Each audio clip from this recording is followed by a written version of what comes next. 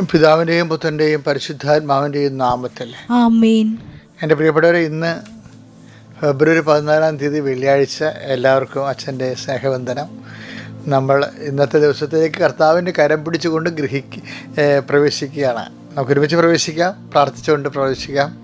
അമ്മേ പരിശുദ്ധ അമ്മേ, അമ്മേ പരിശുദ്ധ ദൈവമാതാവേ, അന്ന് അങ്ങ് കൃപാസനത്തിൽ പ്രത്യക്ഷപ്പെട്ട് വരാൻ പോകുന്ന മഹാദുരന്തത്തിൽ നിന്ന് രക്ഷപ്പെടാനും എല്ലാവർക്കും വേണ്ടി പ്രാർത്ഥിക്കുവാനും ആവശ്യപ്പെട്ടിട്ട് 20 വർഷം കഴിഞ്ഞ ഈ വേളയിൽ കൃപാസനത്തിലൂടെ ഞങ്ങൾക്കും ഈ ദേശത്തിനും അങ്ങ് മധ്യസ്ഥം തേടി തന്ന എല്ലാ അനുഗ്രഹങ്ങൾക്കും കൃപകൾക്കും ഞങ്ങളിപ്പോൾ ഹൃദയം നിറഞ്ഞ നന്ദി പറയും. അമ്മേ പരിശുദ്ധ അമ്മേ, അമ്മേ പരിശുദ്ധ അമ്മേ, ജപമാല മാതാവേ, സകല കൃപാസനം പ്രാർത്ഥനകളോടും ചേർത്ത് ഞങ്ങളിപ്പോൾ പ്രാർത്ഥിക്കുന്ന ഈ കുടുംബത്തിന്റെ പ്രത്യേക നിയോഗം. ഇന്നത്തെ നിയോഗം പറ മക്കളെ.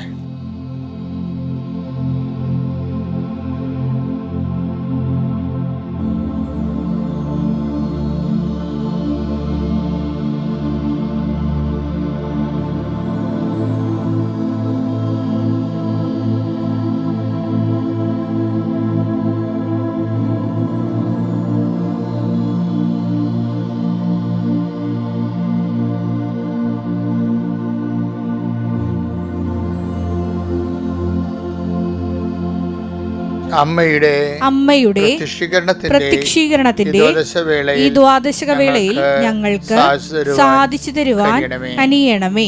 വിശ്വാസ പ്രമാണം. സർവശക്തനായ പിതാവും ആകാശത്തിന്റെയും ഭൂമിയുടെയും സൃഷ്ടാവുമായ ദൈവത്തിൽ ഞാൻ വിശ്വസിക്കുന്നു. അവിടുത്തെ ഏകപുത്രനും ഞങ്ങളുടെ കർത്താവുമായ ഈശോ മിശിഹായിലും ഞാൻ വിശ്വസിക്കുന്നു. ഈ പുത്രൻ പരിശുദ്ധാത്മാവിനാൽ ഗർഭസ്ഥനായി കന്യകാമറിയത്തിൽ നിന്ന് പിറന്ന് പൊന്തിയോസ് പീലാത്തോസിന്റെ കാലത്ത് പീഡകൾ സഹിച്ച് കുരിശിൽ തറയ്ക്കപ്പെട്ട് മരിച്ച് അടക്കപ്പെട്ട് പാതാളങ്ങളിൽ ഇറങ്ങി മരിച്ചവരുടെ ഇടയിൽ നിന്ന് 3-ാം നാൾ ഉയർത്ത് സ്വർഗത്തിലേക്ക് എഴുന്നള്ളി സർവശക്തിയുള്ള പിതാവായ ദൈവത്തിന്റെ വലതുഭാഗത്തിരിക്കുന്നു. അവിടെ നിന്ന് ജീവിക്കുന്നവരെയും മരിച്ചവരെയും വിധിക്കുവാൻ വരുമെന്നും ഞാൻ വിശ്വസിക്കുന്നു. പരിശുദ്ധാത്മാവിലും ഞാൻ വിശ്വസിക്കുന്നു.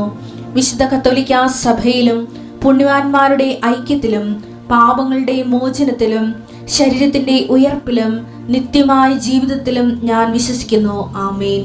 സ്വർഗ്ഗസ്ഥനായ ഞങ്ങളുടെ പിതാവേ, അങ്ങയുടെ നാമം പൂജിതമാകണമേ. അങ്ങയുടെ രാജ്യം വരണമേ.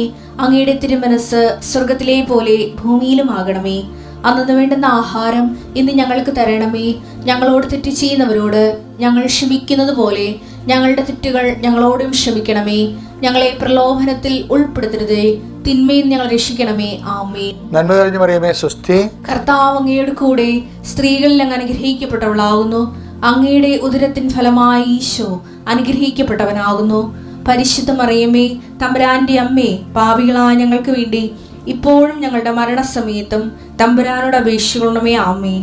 അനുദിന അനുഗ്രഹ പ്രാർത്ഥനയിൽ പ്രവേശിക്കാം. ഇന്നത്തെ ദിവസം നമുക്ക് സമർപ്പിച്ച് പ്രാർത്ഥിക്കാം. കർത്താവിൻ്റെ ഉന്നതമായ നാമത്തിന് സ്വസ്ഥത ചെയ്യുന്ന കർത്താവിൻ്റെ വിശുദ്ധ പൗരോഹിത്യത്തെ മഹത്വപ്പെടുത്തണമേ. കർത്താവ് സഭയിലുള്ള സാന്നിധ്യം പ്രകടമാക്കണമേ. 39 വർഷം ഞാൻ അർപ്പിച്ച കൃപാനയുടെ യോഗ്യതയാണ്. കൃപാസനത്താറെ ജീവനോടെ പ്രത്യക്ഷപ്പെട്ട പരിശുദ്ധ അമ്മയുടെ മാധ്യസ്ഥത്തിലെ ആ അൾത്താറിൽ നടന്ന 10,000-കണക്കിന് ആരാധനയുടെയും കൃപാസനത്തിൻ്റെ ശുശ്രൂഷയുടെ നേതൃത്വത്തിൽ നടന്നിട്ടുള്ള ലോകം മുഴുവൻ നടക്കുന്ന എല്ലാ ശുശ്രൂഷകളുടെയും അടിസ്ഥാനത്തിൽ അങ്ങയുടെ മക്കൾക്ക് വേണ്ടി ഞാൻ അനുദിനമായ ഓരോ ദിവസവുമുള്ള അങ്ങയുടെ മക്കളുടെ ആവശ്യങ്ങൾക്ക് വേണ്ടി പ്രാർത്ഥിക്കുന്നു. കർത്താവെ, നിൻ്റെ കരുണച്ചൊരിയുടെ പ്രാർത്ഥിക്കുന്നു. നിൻ്റെ മുക്കിടത്തെ ഓർത്തുകൊണ്ട് അങ്ങയുടെ അവകാശം ഓഹരിമാകുന്ന തിരുസഭയുടെ കരുണ തോന്നണമേ. കർത്താവ്, നിൻ്റെ തിരുവിലാലും മുറിവിനെ ഓർത്തുകൊണ്ട് അങ്ങയുടെ അവകാശവും ഓഹരിയുമായി അങ്ങയുടെ വിശുദ്ധമായ രക്തത്താൽ വീണ്ടെടുക്കപ്പെട്ട അങ്ങയുടെ പോർഷൻ ആൻഡ് കപ്പ് ആയിട്ടുള്ള അങ്ങയുടെ ഭാഗധേയമായിട്ടുള്ള അങ്ങയുടെ മക്കളുടെ മേൽ അങ്ങ് അലിവാകണമെന്ന് പ്രാർത്ഥിക്കുന്നു. കർത്താവെ, ഒരു കാര്യവും ഞങ്ങളുടെ യോഗ്യതയിലല്ല നടക്കുന്നത്. പല കാര്യങ്ങളും എല്ലാം അങ്ങയുടെ ഈ കരുണയുടെ ഭാഗമാണ്. അത് അങ്ങ് തന്നെയാണ് അത് കണ്ടുപിടിച്ചത്, ഞങ്ങൾക്ക് പറഞ്ഞു തന്നതും. Not by merit but by grace.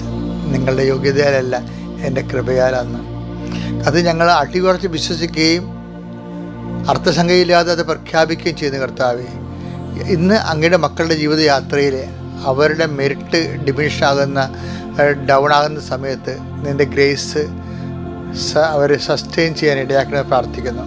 എൻ്റെ കർത്താവിൻ്റെ ഉന്നതമായ നാമത്തിൽ, സഭയുടെ അധികാരത്തിൽ, കുരിശിൻ്റെ അടയാളത്തിൽ, ദൈവശക്തിയാൽ കർത്താവിൻ്റെ തിരുമുറിവാർന്ന അനുഗ്രഹത്തിൻ്റെ ആണിപ്രദാകുന്ന വലിയ കരം നിങ്ങളുടെ ശിരസിൽ വെക്കപ്പെടുകയും നിങ്ങളുടെ സന്ധിബന്ധങ്ങളിലും മാംസപേശികളും രക്തഞരമ്പും ശരീരകോശങ്ങളും കർത്താവിൻ്റെ രക്തത്തിൽ പടരുകയും നിങ്ങളുടെ ഓരോ കോശങ്ങളിലും പേശികളിലും എല്ലാ യേശുവിൻ്റെ നാമത്തിൽ ഉണർവും ഉത്സാഹം നേടുകയും ചെയ്യാൻ എൻ്റെ കർത്താവിൻ്റെ നാമം ഞാൻ നിങ്ങളെ ആശീർവദിക്കുന്നു.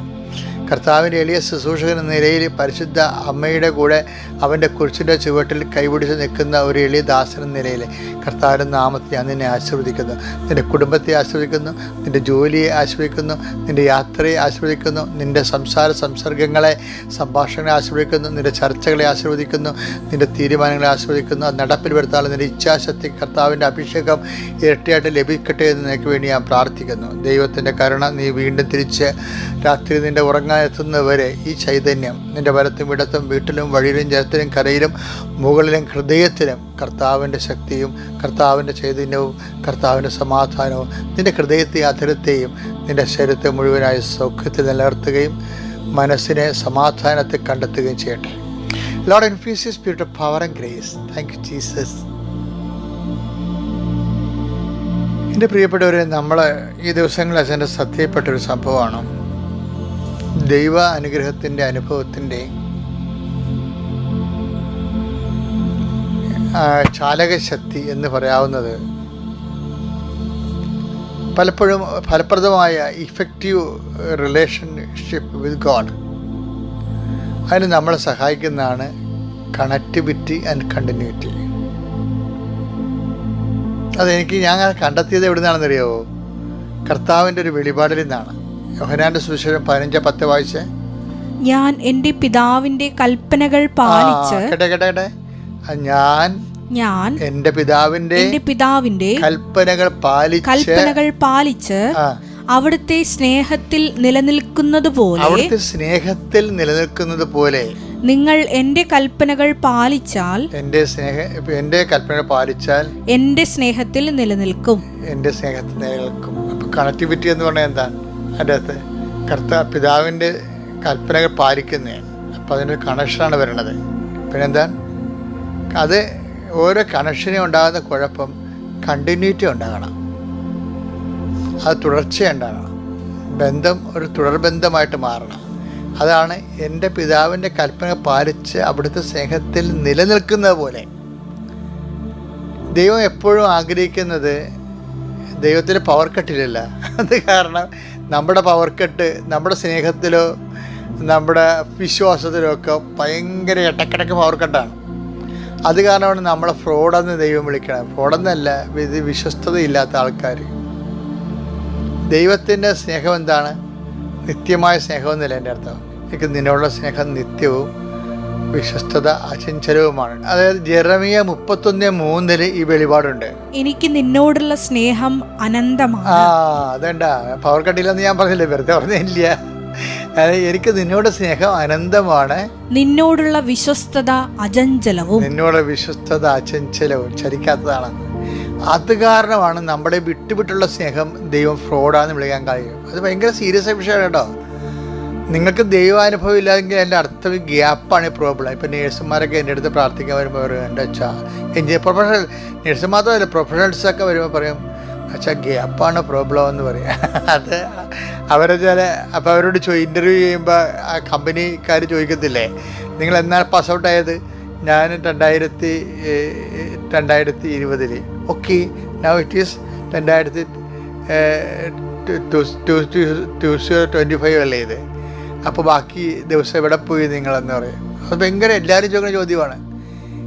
ഈ കാലങ്ങളിൽ നിങ്ങൾ എവിടെ പോയെന്ന് ചോദിക്കും. അപ്പോൾ നിങ്ങളെ പറയും തെരയുടെ പറയും, ടെസ്റ്റ് എഴുതി ആനകൂന എന്നൊക്കെ പറയുമെങ്കിലും അവർക്കറിയാം നിങ്ങളൊരു ടെസ്റ്റ് എഴുതിയിട്ടില്ലെന്ന്. നിങ്ങൾ കണ്ട് അകത്ത് കയറി വരുമ്പോൾ തന്നെ ബേസിക് മടിയനാണെന്ന് അവർക്ക് ആളെ ഷാബി ലുക്ക് കാണുമ്പോൾ തന്നെ അറിയാം മടിയനാണെന്ന്. മടിയന്മാരെ കാണുമ്പോൾ അറിയാൻ പറ്റും, മടിച്ചുകളെയും കാണുമ്പോൾ അറിയാൻ പറ്റും. സ്മാർട്ട്നെസ് എന്ന് പറയുന്നത് ഭയങ്കര. അപ്പോൾ ദൈവമായിട്ട് നമുക്ക് സ്മാർട്ട് റിലേഷനാണ് വേണ്ടത്. നിങ്ങളത് ഇന്നത്തെ ദിവസം ചിന്തിക്കേണ്ട ഇതാണ്. എൻ്റെ റിലേഷൻ സ്മാർട്ടാണോ ദൈവമായിട്ട്, അതിങ്ങനെ ഷാബിയായിട്ട് വിട്ട് പിടിക്കണതാണോ, ഇടയ്ക്കിടയ്ക്ക് ഗ്യാപ്പ് വരുന്നതാണോ, അത് അക്സെപ്റ്റബിൾ അല്ലെന്നാണ് പറയണത്. കാര്യം എന്താണ്? ദൈവത്തിന് ഞാൻ നിങ്ങളെ സ്നേഹിച്ചതുപോലെ എന്ന് പറയുന്നില്ലേ? Take the bed of word. യോഹന്നാന്റെ 13:35 വായിച്ചേ. ഞാൻ നിങ്ങളെ സ്നേഹിച്ചതുപോലെ നിങ്ങളും പരസ്പരം സ്നേഹിക്കുവിൻ. നിങ്ങളും പരസ്പരം. അപ്പം ദൈവത്തിന് നമ്മളുടെ സ്നേഹത്തിന് ഒരു ഫ്രെയിം ഓഫ് റെഫറൻസ് കൊടുത്തിട്ടുണ്ട്. എന്താണ്? നമുക്ക് തോന്നുന്ന പോലെ ചെയ്യാൻ പറ്റത്തില്ല. അതിനൊരു സ്റ്റാൻഡേർഡൈസ് ഫോം ഉണ്ട്. സ്നേഹത്തിൻ്റെ സ്റ്റാൻഡേർഡൈസ് ഫോം എന്താണ്? എനിക്ക് നിന്നോട് സ്നേഹം അചഞ്ചലമാണ്, സ്നേഹം അനന്തമാണ്, വിശ്വസ്തത അചഞ്ചലവും. അതുപോലെയാണ് ഞാൻ നിന്നെ സ്നേഹിച്ചതുപോലെ. യോഹന്നാൻ 13:35 അചഞ്ചലമായിട്ട് നിത്യമായിട്ടും ആകുമ്പോഴാണ് ഗ്യാപ്പില്ലാത്തൊരു സ്നേഹം വരണത്. ഇത് ഒരു പ്രാർത്ഥനയുടെ. ഇപ്പം ഞാൻ എന്തിനേയും മാതാവിൻ്റെ പുറകെ കിടക്കണമെന്ന് അറിയാമോ? ഞാൻ ഷാർജയിൽ ചെന്നപ്പോൾ അവിടുത്തെ ആൾക്കാർ എന്നോട് പറഞ്ഞ്, അച്ഛൻ്റെ ധ്യാനം ഞങ്ങൾ ഓർത്തത് മാതാവിനെക്കുറിച്ച് മാത്രമേ പറയത്തുള്ളൂ, ജീവിതപ്രശ്നം മാത്രമേ പറയത്തുള്ളൂ എന്ന്. അവിടെ നടത്തിയ കസ്മാരിക് കൺവെൻഷനാണ്.